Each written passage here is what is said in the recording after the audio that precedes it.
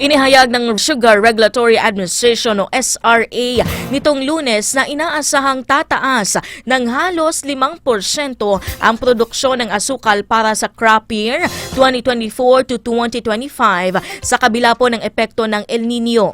Mula sa dating tansya na higit 1.7 million metric tons, maaari na itong umabot sa 1.8 million metric tons. Ayon kay SRA Administrator Pablo Luis Ascona, nakamit ito dahil sa pagtaas ng ani ng tubo kada ektarya, kahit na mababa ang asukal na nakukuha kada tonelada ng tubo.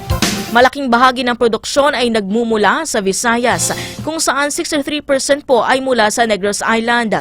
Dagdag ni Azcona, malaki ang naitulong ng patas na farm gate prices sa paghikayat sa mga magsasaka na muling magtanim kahit na naapektuhan ng El Nino ang kanilang mga pananim.